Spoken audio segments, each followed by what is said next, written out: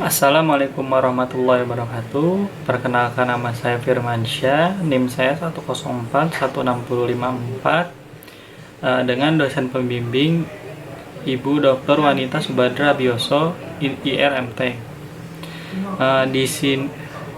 Di sini saya akan mempresentasikan tugas akhir saya, yaitu merancang yang mendapat julukan Kota Batik. Dalam RPJMD tahun 2016-2021, Kota Pekalongan sebagai potensi yang cukup besar penghasil batik yang produktif yang tersebar ke seluruh wilayah Indonesia, bahkan ke luar negeri. Hal tersebut terbukti meratanya pengrajin batik dan pengusaha batik di setiap kelurahan di Kota Pekalongan. Saat ini terdapat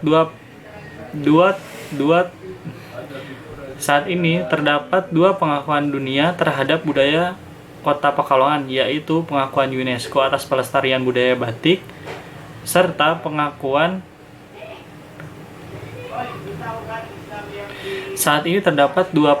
dunia terhadap budaya Kota Pekalongan, yaitu pengakuan UNESCO atas pelestarian budaya batik serta pengakuan UNESCO terhadap Kota Pekalongan sebagai kota kreatif dunia untuk bidang kerajinan batik.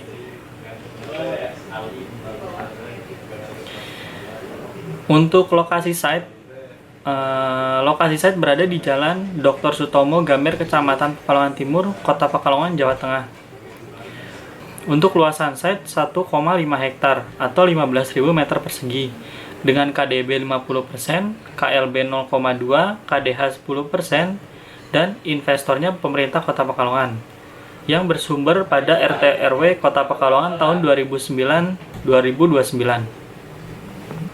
Lokasi site ini memiliki beberapa potensi. Yang pertama, lokasi site yang strategis karena berada di Jalan Pantura, yaitu jalan yang menghubungkan provinsi dari Jawa Barat ke Jawa Tengah melalui arah utara Jawa. Yang kedua, pencapaian site yang sangat mudah karena berada di jalur utama. Yang ketiga, yaitu berada di Kota Pekalongan yang memiliki aktivitas kegiatan yang cukup tinggi. Yang keempat, dekat dengan pintu keluar tol masuk Cipali. Dan lokasi site sendiri berada di jalan utama yang mudah untuk diakses menggunakan kendaraan roda 2 ataupun kendaraan roda 4, dan mudah juga dicapai dengan berjalan kaki. Untuk diagram kolerasi dibagi menjadi 5 zonasi. Yang pertama, zona pengelola, zona informasi edukasi, zona belanja, zona parkir, dan zona servis. Untuk tema pada perancangan Pusat Batik Pekalongan ini mengambil tema yaitu Edu Wisata atau edukasi wisata. Tema edukasi wisata dalam perancangan batik ini ingin memberikan pengetahuan mengenai berbagai macam jenis batik dan cara menenun batik dan cara membatik. Dengan diterapkannya tema Edu Wisata tersebut diharapkan dapat mewadahi kegiatan wisata belajar dan wisata belanja. Untuk mewadahi beberapa hal tersebut, perencanaan bangunan harus memenuhi persyaratan edwisata, seperti adanya wisata belajar dan belanja batik yang menarik, kegiatan workshop membatik yang menyenangkan, serta memberikan informasi yang jelas. Untuk elaborasi tema dari edwisata, yang pertama, edukasi. Menurut Deliarti, yaitu memiliki karakter efisien, efektif, cepat, sederhana, tegas, mewadahi, harmonis, dan kenyamanan. Dan untuk karakteristik wisata, yaitu menurut Damanik dan Weber 2006, yaitu memiliki karakter keunikan, originalitas, keantikan, dan keragaman. Edu wisata ini memiliki karakteristik yang berbeda. Karakter edukasi sendiri memiliki karakter yaitu efisien, efektif, cepat, sederhana, tegas, mewadahi, dan harmonis, kenyamanan. Menurut Deliarti 2018, dan karakter pada wisata yaitu unik, original, keantikan, dan keberagaman. Menurut Damanik dan Weber 2006. Dari karakteristik edukasi dan wisata tersebut diimplementasikan pada beberapa unsur arsitektural, yaitu yang pertama, ke dalam sirkulasi, hubungan antar ruang, fasilitas, gubahan massa, warna, suhu, pencahayaan, hubungan antar massa, penghawaan, bentuk, dan fasad. Dari edukasi sendiri yaitu efektif, efisien, cepat, ke dalam sirkulasi dan hubungan antar ruang, sederhana, tegas, mewadahi, yaitu ke dalam fasilitas, gubahan massa, dan warna. Untuk harmonis kenyamanan yaitu diimplementasikan ke dalam suhu, pencahayaan, hubungan antar massa, penghawaan. Dan untuk karakteristik wisata tersebut yaitu unik, original, keantikan, keragaman diimplementasikan ke dalam bentuk dan fasad bangunan. Masuk ke dalam gambar prarancangan yang sudah saya rancang. Yang pertama adalah block plan. Untuk block plan sendiri yaitu untuk yang pertama yaitu ada pintu masuk, yang kedua drop off, nomor 3 parkir mobil, nomor 4 parkir bus, nomor 5 parkir motor, nomor 6 parkir motor pengelola, nomor 7 parkir mobil pengelola, nomor 8 taman, nomor 9 kolam, dan nomor 10 yaitu pintu keluar. Dan ini untuk side plan yang hampir sama. Untuk yang pertama ada pintu masuk, yang nomor 2 ada drop off, nomor 3 parkir mobil, nomor 4 parkir bus, nomor 5 untuk parkir motor pengunjung, nomor 6 parkir motor pengelola, nomor 7 parkir mobil pengelola, nomor 8 taman, nomor 9 kolam, dan nomor 10 yaitu pintu keluar. Masuk ke dalam denah lantai 1. Untuk denah lantai 1 difungsikan sebagai zona komersil atau untuk wisata belanja batik.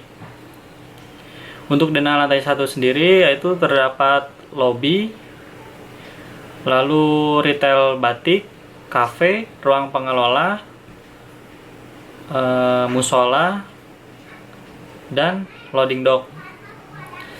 Untuk sirkulasi pengunjung yang pertama diarahkan masuk ke dalam lobby dengan di samping kiri kanan yaitu terdapat air. Lalu diarahkan ke retail batik, dan apabila ingin beristirahat di kafe yang terdapat pada bagian kanan depan. Dan untuk ruang pengelola sendiri terdapat di bagian depan sebelah kiri untuk memudahkan mobilisasi pengelola sendiri. Untuk denah lantai 2 sendiri yaitu difungsikan sebagai sarana edukasi dan informasi, yaitu difungsikan sebagai tempat pameran. Dan di lantai 2 sendiri terdapat ruang pameran, ruang pertunjukan untuk fashion show batik, lalu ruangan workshop, dan ruang perpustakaan. Untuk pengunjung sendiri diarahkan yang paling utama yaitu untuk ruang pameran. Lalu bisa masuk ke dalam ruangan workshop. Di sini ada potongan AA dan BB. Untuk potongan AA dan di sini ada potongan AA dan BB. Untuk ukuran kolom sendiri yaitu berdiameter 50 cm. Untuk bentangan kolom yaitu 10 meter persegi. Untuk tebal plat lantai yaitu 20 cm persegi. Dan untuk masing-masing ketinggian lantai yaitu untuk lantai pertama yaitu memiliki ketinggian 4,5 meter, untuk lantai 2 yaitu memiliki ketinggian 8 meter persegi, dan untuk massa yang lingkaran yaitu memiliki ketinggian 12 meter persegi dikarenakan terdapat tribun. Di sini ada tampak ABCD. Untuk massa lingkaran yaitu terdapat fasad pola batik dan juga sebagai point of interest dari bangunan pusat batik Pekalongan. Dan untuk fasad persegi panjang yaitu menggunakan material fasad yaitu ACP. Dan ini isometri struktur. Untuk isometri struktur yaitu yang pertama kolom yaitu berdiameter 50 cm persegi. Untuk pondasi menggunakan pondasi tiang pancang. Untuk lebar balok berukuran 40 cm. Dan untuk tinggi balok yaitu berukuran 80 cm. Dan di sini ada utilitas air kotor dan air bersih. Untuk air bersih sendiri yaitu dari PDAM.